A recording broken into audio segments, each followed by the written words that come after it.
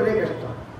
இதை சொல்லி கொடுக்கிறவாலே விஷயம் தெரியாத நான் வரத்தே பொதுவாக சாயங்கால வேலையில எங்கள் தாத்தா விஷ்ணு வசனாம கேட்பேன். கதையில வரேன் எப்போதுமே போடுவோம். எங்கள் தாத்தா சொன்ன விஷ்ணு வசனாமும் இருக்கு, MS அம்மா சொன்ன விஷ்ணு வசனாமும் இருக்கு, எங்கள் தாத்தா சொன்னதும் இருக்கு. இந்த ரெண்டுமே விசேஷம். விஷ்ணு வசனாமம் கேட்கறதால இந்த ரெண்டு தான் டாப் என்னை பொறுத்தவரையும். அந்த சப்தத்துக்கு அத்தனை சக்தி இருக்கு, சப்தத்துக்கு அத்தனை சக்தி இருக்கு. என் தாத்தாவோட அவ்வளோ வைப்ரேஷனா இந்த விஷ்ணு வசனாமம். அது முடிஞ்ச உடனே ஒரு லலிதா சஹஸ்ரநாமம் வந்தது ஆட்டோமேட்டிக்கா யூடியூப்ல. வியூஸ் பார்த்தா ஏகப்பட்டது இருக்கு, காது கொடுத்து கேட்க முடியும்.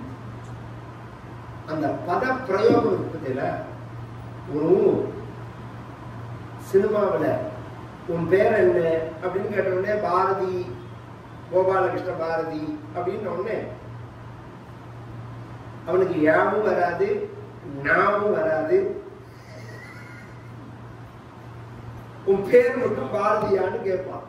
அது மாதிரி ஷாவும் வரல, ஷாவும் வரல, சேவும் வரல, சேதான் வருது.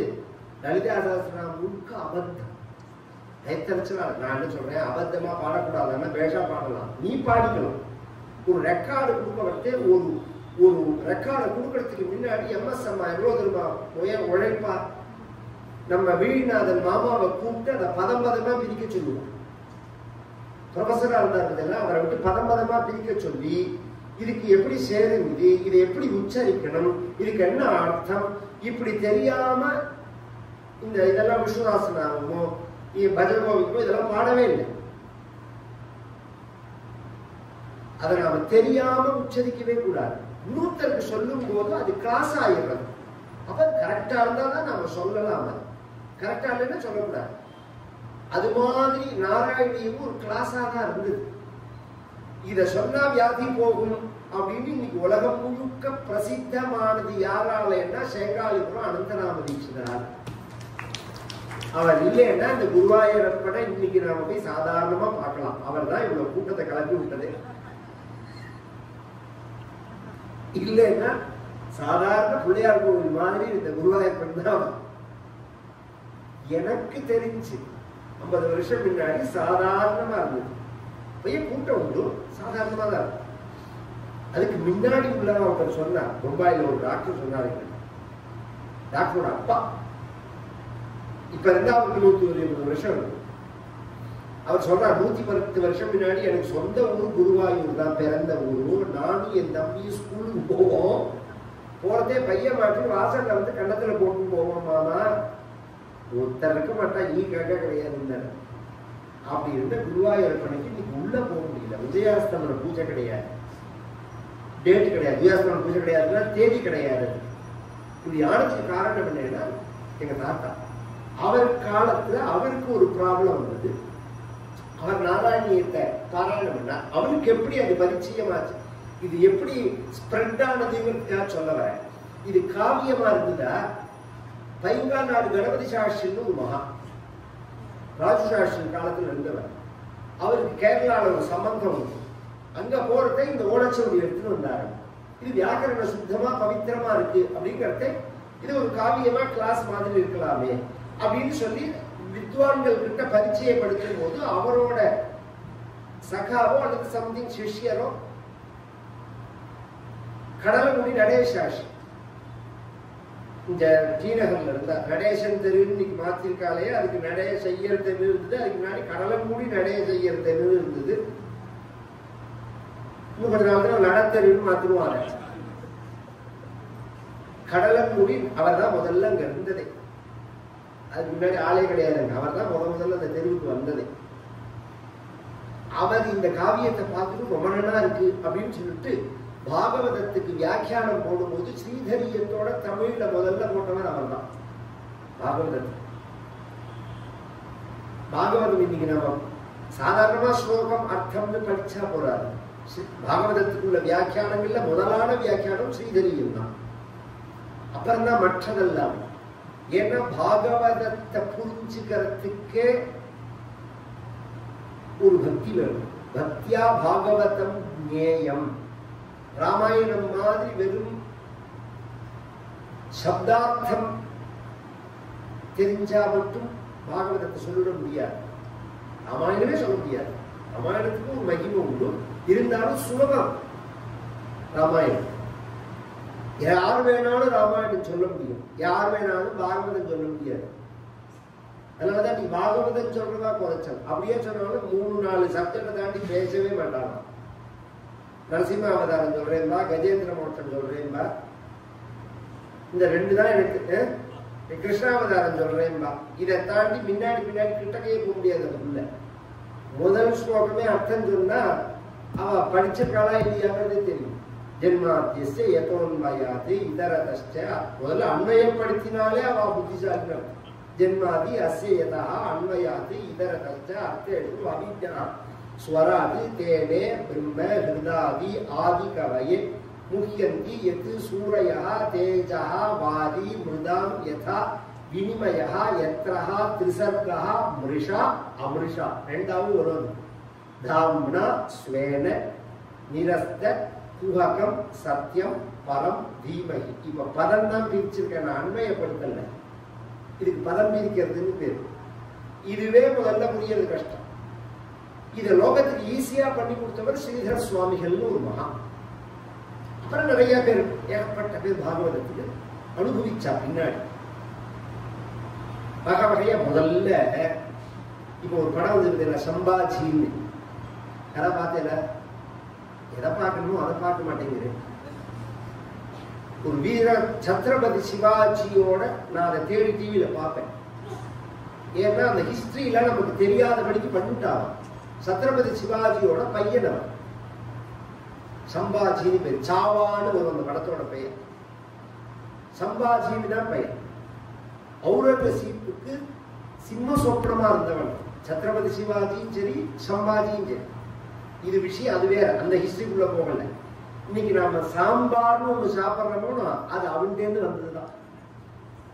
அவன் பேர் சம்போஜின்னு பேர், சம்பாஜி இல்ல. சிவாஜிங்கிற மாதிரி சம்போ அப்படின்னா பரமேஸ்வரன் அர்த்தம். சம்போ ஜி, சம்போஜி. அவன் தஞ்சாவூருக்கு வரும்போது மராட்டி தேசத்துல டால் உபயோகப்படுத்துவான், தமிழ்நாட்டுல புளி உபயோகப்படுத்துவான். இவன் வரதுக்கு முன்னாடி தமிழ்நாட்டுல சாம்பார் கிடையாது, வெறும் புளிக்குழம்பு மட்டும்தான் இவன் உபயோகப்படுத்துறது. சூப்பத்தை தனியா உபயோகப்படுத்துவான். இவன் என்ன பண்ணா, ரெண்டையும் கலந்தான். சமையல் பண்ணவா வச்சிருக்கட்ட ரெண்டையும் கலந்து மிக்ஸ் பண்ணி சாப்பிட்டா ரொம்ப நன்னா இருக்கேன்னு சொல்லி அதுல இருந்து வந்ததுனால அதுக்கு சாம்பாஜி வந்ததுனால சாம்பார்னு பெருது. நிஜமா, விளையாட்டு சொல்லல, நிஜமே அதுதான். இந்த முதல்ல சாம்பாரை மிக்ஸ் பண்றது அவன் தான். அதுக்கப்புறம் இதுல எத்தனை சாம்பார் இருக்கு, வெங்காய சாம்பார் என்ன, மசாலா சாம்பார் என்ன, அரைச்சு விட்ட சாம்பார் என்ன, 1000 சாம்பாரை பின்னாடி நீங்க பண்ணலாம். முதல்ல சாம்பார் பண்ணது அவன் தானே. அது மாதிரி முதல்ல வியாக்கியானம் பண்ணது ஸ்ரீதர சுவாமிகள் தான். பின்னாடி வியாக்கியானம் பண்ணினவா தான் மற்றவர்கள் தான். அந்த காவியத்தை எடுத்து தாத்தா போடுறார். கடலூர் தாத்தா வந்து தன்னுடைய பப்ளிகேஷன்ல போடுறார். இன்னைக்கு கிடைக்கிறது தெரியல, ரெண்டுல இருக்கா இல்லையா. அந்த ஸ்ரீதரிய வியாக்கியானத்தோட இந்த நாராயணியத்தை போட்ட போது அந்த கடலமுடி சடேசாஷியோட மாப்பிள்ள தான் அவர்தான் தீட்சிதர். அவருக்கு 3 பெண்ணு, 3 பேர் பொண்ணு தான். முதல் பொண்ணுக்கு சாரதான்னு பேர். சச்சிதானந்த அபிநவ நரசிம்ம பாரதி பெரியவான்னு இருந்தா சிருங்கேரியில. அவருடைய வித்யா அந்த நவராத்திரி சமயத்துல வித்வான்களுடைய சாஸ்திர சதஸ்ஸு, அதுக்கு இவர் போயிருந்த போது பெரியவா அனுகிரகம் பண்ணி ஒரு பழம் கொடுத்து வம்ச விருத்தி ஏற்படணும்னு இவர் பிரார்த்திக்கும் போது பழம் கொடுத்து குழந்தை பிறக்கும், பொன் குழந்தை பிறக்கும், சாரதான்னு பேர் வையி. முன்னாடி எல்லாம் குழந்தை பிறக்கும், பொன் குழந்தை பிறக்கும், சாரதான்னு பேர் வையி. இதோட நிறுத்திக்கல, அவதார புருஷனை கல்யாணம் பண்ணிப்பான். ஒரு அவதாரமான மகான் ஒருத்தரை பர்த்தாவா அடைவான் அப்படின்னு புறக்கிறதுக்கு முன்னாடியே தெரிஞ்சு சொல்லிருக்காள் தெரியுமா. அதுதான் எங்க பாட்டி தாத்தா தான் இந்த அவதார புருஷன். மகா அந்தராம தீட்சிதர், செங்காலம் இந்த தாத்தாவோட பழகினவாளுக்கு தான் நான் சொல்றது. கோடி பேர் இருந்தாலும் தாத்தா கதையை கேட்டவா இன்னொருத்தரோட அதை கம்பேர் பண்ணவே மாட்டான். ஏன்னா இதை விட இந்த ராஜாஜியே கேட்டாங்க, யார் வைஷ்ணவாலையும் கேட்டார். நம்ம வைஷ்ணவாலே 1000 பேர் இருக்காலே, அதெல்லாம் விட்டுட்டு நீயே இவர் கதைக்கு போற, ஒரு ஸ்மார்த்தர் சொல்ற கதைக்கு போறேன்னு வந்து ஒரு வித்வான் சண்டை போட்டார். கரெக்டா சாயங்காலம் 5 மணி அவர் ராத்துக்கு வரும்போது, இப்போ உனக்கு ராத்திரி என்ன வேலைன்னு கேட்டாரு ராஜாஜி. இன்னைக்கு ஒன்றும் வேலை இல்லைன்னா, அப்ப என்னோட வாழ்ந்த எங்க போறேன்னா, நான் திருவல்லிக்கேணி இந்த ஸ்கூல் இருக்கு பாருங்க, ஹிந்து ஹை ஸ்கூல், அங்க போறேன். எதுக்கு போறேன்னா ஒரு பிரவச்சனம். அவர் கூப்பிட்டாரேன்னு வந்துட்டா. வந்தா தாத்தாவோட பிரவச்சனம் முன்னாடி வந்து உட்கார்ந்துட்டா. இவருக்கு இஷ்டமே இல்லை, அந்த வித்வானுக்கு இஷ்டமே இல்லை. உட்காருன்னா உட்கார்ந்து 1/2 மணி நேரம் தான் ஆகிடுது. அந்த வித்வான் கண்ணிலேருந்து கண்ணீர் வர, தாரதாரையா கண்ணீர் வர. அப்ப கேட்டா ராஜாஜி, படிப்புன்னு சொல்றையே, அந்த சாஸ்திரத்துக்கும் இந்த சப்தத்துக்கும் என்ன வித்தியாசம்ங்கிறது நீ உணர்ந்தியான்னு கேட்ட. ராஜாஜி ஒரு பேச்சுல சொல்றார், அது அப்படியே பை ரெக்கார்டு உங்கள்கிட்ட இருக்கு. நீங்க பேசணும் 5 நிமிஷம் அப்படின்னு தாத்தா நம்ம லட்சுமணன் இருந்தால் ரெக்கார்ட் பண்ணது, அவாத்துல உள்ள ரெக்கார்டர்ல தான் அது இருந்தது. நீங்க பேசணும் 5 நிமிஷம் அப்படின்ன உடனே நான் என்னத்த பேச போறேன்னா ராஜாஜி, ஏன் நான் பேசுறதெல்லாம் மண்ணை தூங்குற மாதிரி, நீங்க பேசுறதெல்லாம் விதைய விதைக்கிற மாதிரி, நீங்க உங்க சப்தங்கள்லாம் விதை விதைக்கிற மாதிரி ஒருத்தர் ஹிருதயத்துல போய் உட்கார்ந்துட்டு அதனால ஒரு பிரயோஜனம் இருக்கு. நாங்க பேசுறதெல்லாம் அழகா இருக்குமே தவிர பிரயோஜனம் இருக்காது. அது மாதிரி அந்த பிரயோஜனம், அந்த சப்தம் பகவத் ஸ்வரூபத்தை ஹிருதயத்துல கொண்டு நிறுத்தும். அதுக்குதான் உபன்யாசம்னு பேர். பாக்கி யார் பேசினாலும் அது கதாகாலட்சேபம், சொற்பொழிவு, இந்த வார்த்தைகள் தான் வரும். உபன்யாசம் அப்படிங்கிறது தாத்தாவோட சப்தத்துக்கு தான் பொருந்துவது. பகவானை கொண்டு பக்கத்துல உட்காந்து வைப்பார். தான் அனுபவிச்ச அந்த குருவாயூரப்பனை உலகம் முழுக்க சுதேசமித்திரன் எழுதினார். அப்புறம் கல்கியில் எழுதினார் நாராயணியத்தை. உலகம் முழுக்க பிரசித்தியாச்சு. யார் வந்தாலும் அவளுக்கு நாராயணியத்தை தான் புஸ்தகத்தை கொடுப்பார் தாத்தா. அனுகிரகம் பண்ணி சுந்தரகாண்டம் நாராயணியம், இதுதான் தாத்தா சொல்றது. என்ன பிரச்சனைனாலும் இந்த பாராயணம் பண்ணு. முதல்ல நாம ஒரு ஸ்டெப் எடுத்து வைக்கணும். பரிகாரங்கள்லாம் சத்தியம், அதுல ஒன்றும் ஆட்சேபனையே கிடையாது. சில பேர் பரிகாரமே பொய்ங்கிறான், அப்படி சொல்லக்கூடாது. நான் தான் சொன்னேன், ஜோசியம் உண்மை, ஜோசியம் தான் பொய்ங்கிறேன்னு. அது மாதிரி பரிகாரம் உண்மை, பண்ணி வைக்கிறவா தான் ஃப்ராட் அப்படின்றதுனால அந்த பரிகாரத்தையும் ஃப்ராட்னு சொல்லலாம். இன்னைக்கு உட்பட சத்தியமா உள்ளவா பண்ணி வச்சா படிக்கிற பரிகாரங்கள் எழுதி எழுதி பண்ண முடியும். இது நடக்கும், சொல்றபடி பண்ணினா நடக்கும் அப்படின்னு. இதெல்லாம் நிறைய நான் சொல்லுவேன். 99% பரிகாரத்தினால மாத்திக்க முடியும் பிரச்சனைகளை. 1% மாற்றணும். அது பகவான் கையில் இருக்கிறது. அது மாற்ற முடியாதான்னு தெரியாம நாம் முயற்சியே பண்ணாம எப்படி இருக்க முடியும்? உழைக்காதுங்கிறதுக்கு வைத்தியம் பண்றாரு டாக்டர். ஒரு சான்ஸ் தானே, உழைக்குமா அப்படின்னு ஒரு சான்ஸ் தானே. அது மாதிரி நாம முயற்சியே பண்ணாம எப்படி இருக்க முடியும்? அது வேஸ்ட் ஆகாது. இன்னும் சொல்றேன், வைத்தியத்துல நீங்க 10 லட்சம் ரூபாய் செலவழிச்சாலும் 0 தான். அது பரிகாரத்துல 10 ரூபாய் செலவழிச்சாலும் இந்த ஜென்மால இல்லைன்னாலும் அடுத்த ஜென்மாவுக்கு அது வந்து அந்த புண்ணியம் டிரான்ஸ்பர் ஆயிடும். இந்த ஜென்மாவோட பலிக்கலைன்னாலும் அடுத்த ஜென்மாவுக்கு அந்த புண்ணியம் வந்துடும். எத்தனையோ பேருக்கு நாராயணியம் தான் தாத்தா அனுகிரகம் பண்ணி கொடுத்தது. அதனால நாராயணியம் எங்க பாரு, எந்த ஊருக்கு போனாலும் நாராயணியம், எந்த கதையை சொன்னாலும் நாராயணியம், இப்படி சொல்லி சொல்லி சொல்லி அது பாடமா எடுத்து அதுக்கப்புறம் இப்ப பார்த்தோம்னா எல்லா ஊர்லயும் நாராயணிய கிளாஸ் நடக்கிறது. ஸ்திரீக்கள்லாம் நிறைய பேர் நாராயணியம் கத்துக்கிறான், எத்தனையோ பேர் சொல்லி கொடுக்கிறான். இதுக்கெல்லாம் விதை போட்டது யாருன்னா எங்க தாத்தா. இப்படி பிரசித்தமானதுக்கு காரணம் அவர் தான். அவர் அனுபவம், ஏன்னா அவர் சொன்ன மாதிரி இன்னொருத்தர் நீ பரியந்தம் முயற்சி பண்ணாலும் அது வராது. அதனால நாங்கள் எல்லாமே இந்த முயற்சியை ரொம்ப பண்றது கிடையாது. நீ சொன்னையாமே குருவாயூரப்பா அப்படின்னு அவர் சொன்னா நேர குருவாயூரப்போட பேசுற மாதிரி இருக்கணும். நாமெல்லாம் சொல்லும் போது அது ஒரு ஆட் பண்ண மாதிரி தான் இருக்கும் வார்த்தை. அப்படி ஒரு சப்தம். இந்த நாராயண பட்டத்திரி நாராயணியத்துல மத்தியம புருஷத்துலதான் பேசுறார். நீ சமயாமே குருவாயூரப்பா அப்படின்றது எப்படி வருவாங்கன்னா எல்லாம் குருவாயூரப்பனை பார்த்து நேர பேசுற மாதிரி.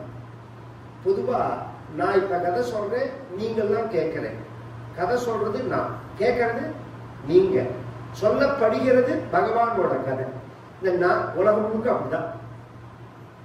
கதை சொல்லி பகவானுக்கே கதை சொன்னது ரெண்டே பேர் தான். ஒன்று லவகுசர்கள், இன்னொன்று நாராயண பட்டத்திரி. ராமாயணத்தில் லவகுசர்கள் நேர பகவானுக்கே சொன்னார். மமாபிதன் பூதிகரம் பிரபக்ஷியதே, எனக்கே இது மங்களத்தை கொடுக்கக்கூடிய ராமாயணமா இருக்குன்னு பகவானே சொல்றான்.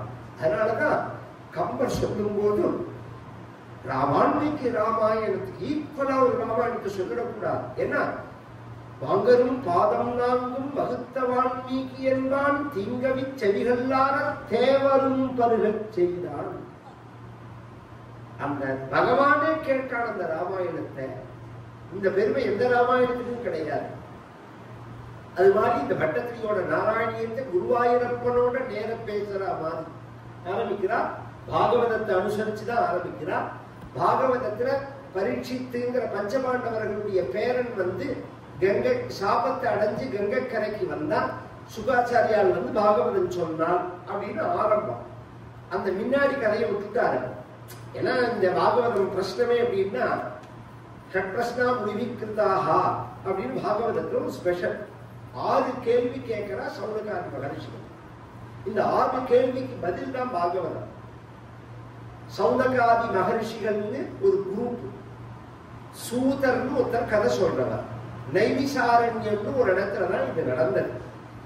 பலவிதமான கிளாஸ் எடுக்கும் போது, ஒரு நாளைக்கு அவர் கிளாஸ் எடுக்க வரும்போது, கதை சொல்ல வரும்போது இந்த சௌனகாதி மகரிஷிகள் கேட்கிறார் 6 கேள்வி. நிச்சயமாக சிரேயஸ கொடுக்கக்கூடியது எது, சகல சாஸ்திர சாரம் எது, கிருஷ்ணாவதாரம் என்னதுக்கு பண்ணினான் பகவான், மற்ற அவதாரங்கள் எதற்கு பண்ணினான், கிருஷ்ணாவதாரம் பண்ணி எந்த தர்மத்தை ஸ்தாபிச்சான் பகவான், பகவானால ஸ்தாபிக்கப்பட்ட தர்மம் பகவான் வைகுண்டம் போனதுக்கு அப்புறம் இப்ப எங்க இருக்குது. இந்த 6 கேள்விதான் பாகவதத்துக்கு மூலமே. அதுக்கு பதிலா சூதர் சொல்லும் போது பாகவதத்தை சொல்றேன், நீங்க கேட்ட கேள்விக்கு பாகவதம் தான் பதில் அப்படின்னு உடனே இது யார் பண்ணினார்னா வியாசர் பண்ணினார். எப்ப பண்ணினார்னா நாரதர் உபதேசம் பண்ணி பண்ணினார். எதுக்காக பண்ணினார்னா பகவத் குணத்தை மட்டும் சொல்லணுங்கிறதுக்காக பண்ணினார். மற்ற புராணங்கள்ல பல வகையான கதைகளை சொல்லப்பட்டிருந்தாலும் நிறைய பகவானை பத்தி பேசல அப்படிங்கிற ஒரு குறை இருக்க, இந்த ஜனங்களுக்கு சுலபமா கரையேறதுக்கு வழி என்ன, நீதி, சத்தியம், தபஸ், விரதங்கள், அத்தியனங்கள், பூஜைகள், ஹோமங்கள், யாகங்கள், இத்தனை மார்க்கங்கள் இருந்தாலும் எல்லாரையும் இதை ஃபாலோ பண்ண முடியாது. எல்லாராலையும் இதை புதுசா கடைபிடிக்க முடியுமா? அப்படியே கடைபிடிச்சாலும் அது ஒழுங்கா இருக்கான்னு கேட்டா கிடையாது. அதுக்காக கடைபிடிக்காம இருக்க கூடாது. சந்தியாதனம் பண்ணல, ஒழுங்கா பண்ணல, எல்லாருமே பண்ணாம வந்துருவார். ஒழுங்கா பண்ணிக்க தெரிஞ்சுக்கணும்னு அர்த்தம். ஏன்னா சந்தியாதனம் பண்றது ஒரு டியூட்டின்னு எப்ப வந்துட்டோ அப்படி பண்ணாம இருக்க கூடாது. டியூட்டியை பண்ணல பகவானுக்கு போகும், கடமையை செய்யல. சந்தியாதனம் இல்லாத வாழ்வுதான் அந்த கேள்வி. அது மாதிரி எல்லாராலையும் முடியாத அசக்தர்களுக்கு சுலபமா கரையேறுவதற்கு என்ன வழி அப்படின்னு சொன்னா, நல்ல சத்சங்கத்தை மகான்கள் அடைஞ்சு அவர்கள் மூலமா பகவத் குணத்தை கேட்டா ஒரு சாமானிய மனிதர்களும் உயர்ந்த நிலைய ஞானத்தை மோட்சத்தை அடையலாம் அப்படிங்கிறதுக்கு என்னோட சரித்திரமே ஒரு உதாரணம்னு நாரதர் சொன்னார். அதுக்கு ஒரு கதையை சொன்னார். இது நான் யார்கிட்டையும் சொல்லல, உங்களோட சொல்றேன் வியாசா அப்படின்னு. தான் ஒரு வேலை செய்தவனோட மகனா இருந்தோம். ஒரு 4 மாசம் மகான்களுக்கு நான் சிசூஷை பண்ணினேன். அதற்கு அவர்கள் என் மேல பிரியத்தை காண்பிக்கிறதுக்காக தத்ரான்வகம் கிருஷ்ண கதா பிரகாயத அனுகிரஹேணாஸ்ரணவம் மனோஹரா தாஸ்ரத்தயா மேனு சமம் விஸ்ருந்ததா பிரியஸ்ரவஸ்யங்க மமா பவத்ரதி. எனக்கு ருச்சியை உண்டாக்கினான்.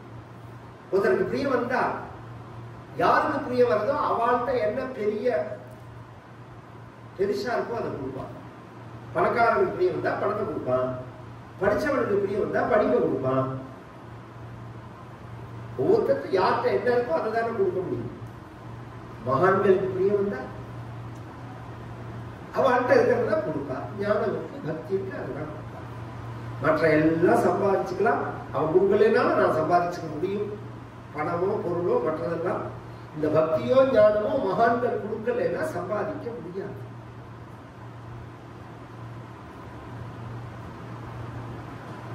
இது ஒரு ஆச்சரியம். ஒரு ஐயர் சொன்னார் அப்படிங்கிறது விஷயம் இல்ல. அறவாழி அந்தணன் தாழ் சேர்ந்தார்க்கு அல்ல பிறவாழி நீத்தல் அறிந்துங்கிறார். யார்? வள்ளுவர். இதுக்கு என்ன இன்னைக்கு வியாக்கியானம் பண்ணி வச்சிருக்கானோ தெரியல, அது வேற விஷயம். ஆனா அந்த பேசினாலே புரியுற மாதிரி உள்ள குரல் இது. அறவாழி அந்தணன் தாழ் சேர்ந்தார்க்கு அல்லால் பிறவாழி நீத்தல் அறிந்து. மற்ற எல்லாத்தையும் தாண்ட முடியும், பிறப்பை தாண்ட முடியாது. ஜனன மரணத்தை தாண்டணும்னா அதுக்கு சித்த சுத்தி வேணும், பக்தி வேணும், ஞானம் வேணும். இந்த பக்திய சத்சங்கம் தான் கொடுக்கும். இதை மையமா வச்சு பாகவதம் பண்ண அத சுகாச்சாரியால் பரீட்சித்துக்கு சொன்னாரு. பாகவதம் ஆரம்பம்.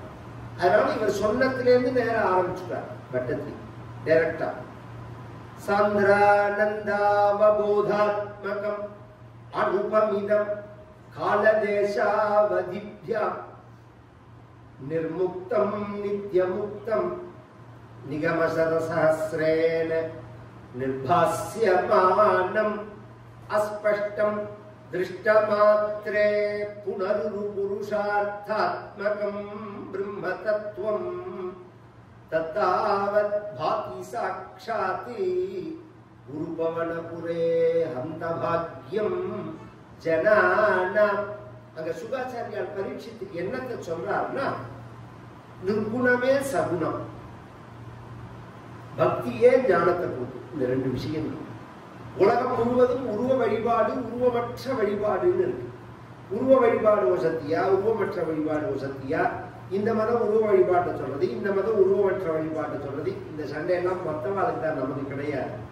ஏன்னா நமக்கு உருவமற்ற வழிபாடு உண்டு, உருவ வழிபாடு உண்டு. நம்ம மதம் என்ன சொல்றதுன்னா, நம்ம சாஸ்திரங்கள் மதம்ங்கிற பேரை பின்னாடி வந்து மதம் முடிச்சப்பறம் தான் வந்து வச்சுக்கோங்க. முதல்ல இது சனாதன தர்மம்னு பெயர். வைதீகமான சாஸ்திரத்தை பிரமாணமாக கொண்ட ஒரு வாழ்வியல் முறை. இதுல என்ன சொல்றது அப்படின்னு சொன்னா,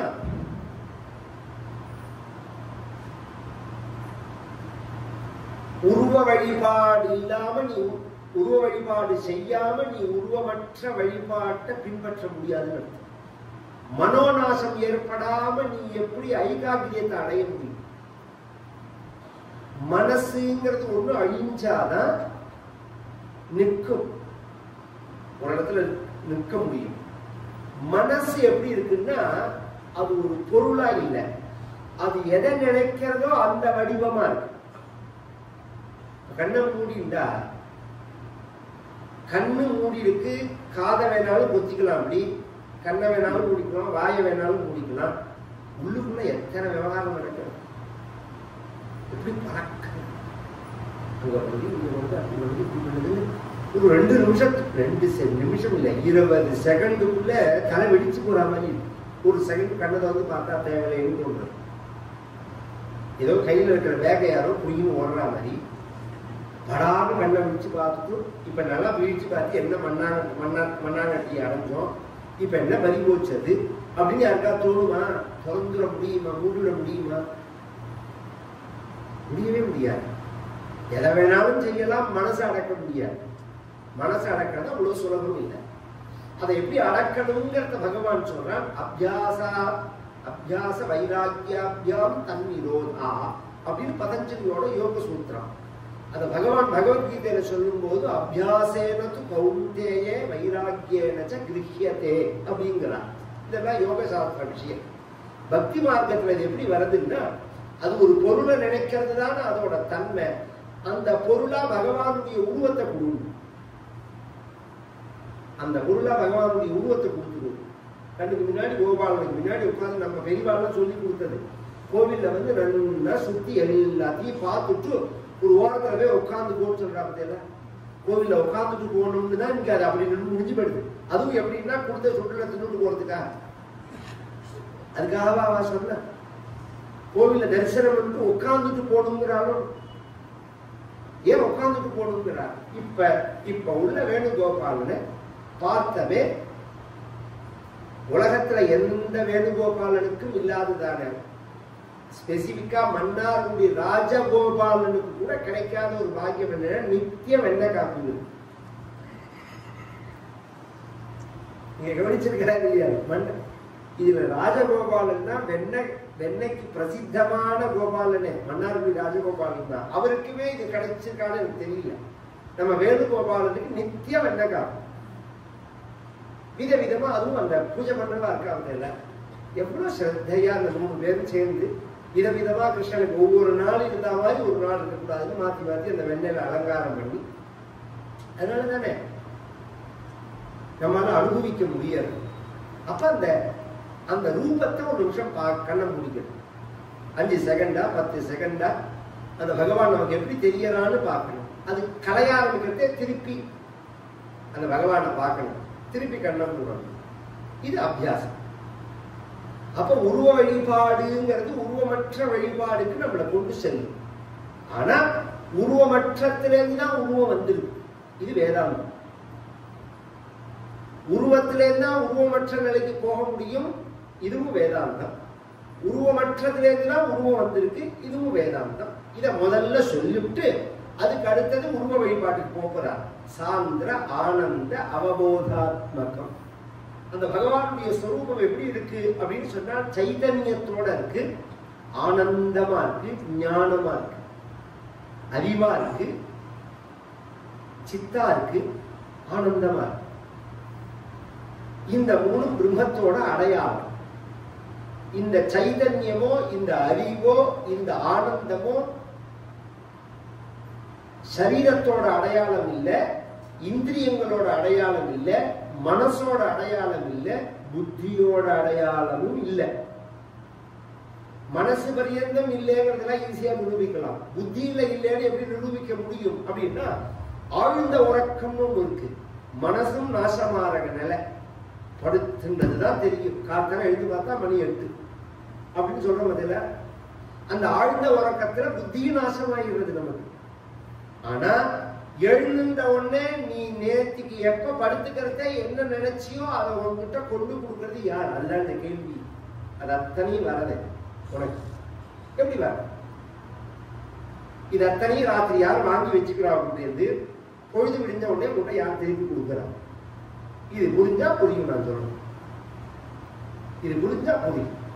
இதுல குளநபி வந்துருச்சுன்னா எல்லாம் இருந்தும் மெயின் சுவிட்ச் ஆஃப் பண்ற மாதிரி ஆயிடும். கண்ணு தெரியாதவா உண்டு, காது கேட்காதவா உண்டு, வாய் பேசாதவா உண்டு, கை கால் இல்லாதவா உண்டு, எல்லாம் இருந்து மூளை இல்லாதவா உண்டு. இதெல்லாம் இருந்தா பெரிய விஷயம்னு நாம் நினைக்கிறோம். இதெல்லாம் நன்னா இருந்து புத்தி சுவாதீனம் இல்லைன்ட்டா எவ்வளவு பெரிய வயத்தறிச்சல் விஷயம். இத்தனை பண்ணியிருக்கானே பகவான் நமக்கு. இத்தனை வயசாகியும் சாப்பிட்ட சாதம் ஜெரிமானமாகிறது. நினைப்பதுக்கு பகவானை வந்து பார்க்க முடியாது, நாராயணியை கேட்க முடியாது. இந்த சௌரியத்தை கொடுத்த பகவானுக்கு நாம இது மாதிரி இந்த ஸ்மரணையை திருப்பி நாம் பண்ணிக்கலன்னு சொல்லிட்டா அப்புறம் அடுத்த ஜென்மாங்கிறது சிவாமி அஜஸ்ர மசுவான் ஆசுதீஸ்வேவ யோகி டி ப்ரமோஷன் தான். நான் என்ன சொல்றேன், ப்ரமோஷன் ஆகணும் இல்லையோ இருக்கிற ஸ்தானத்தையாவது இருக்கணுங்கிறேன். இதுக்கு மேல ப்ரமோஷன் ஆகணும் இல்லையோ அது வேற விஷயம். இப்ப என்ன இருக்குமோ அதுல இருக்கணும். அதுக்கு கீழே விடக்கூடாது. மனித பிறவியும் வேண்டுவது இம்மாநிலத்தே அப்படிங்கிறார். அப்ப பக்தியோட ரசத்தை காமிக்கிறார். அதுல இன்னொரு விஷயமும் இருக்கு. நீ எனக்கு மோட்சம் கொடுறியோ இல்லையோ இதையாவது கொடுன்னா, இந்த ஜென்மாவாவது கொடு, உனக்கு கைகரியம் பண்ற ஜென்மாவாவது கொடு. ஒரு கால் அதுக்கு எனக்கு தகுதி இல்லைன்னாலும் நான் புழுவாதான் புறப்படணும்னாலும் புழுவாயு பிறக்கினும் புண்ணியா உன் திருவடி என் மனத்தை வழுவாதிருக்க வரம் வேண்டும் அப்படிங்கிற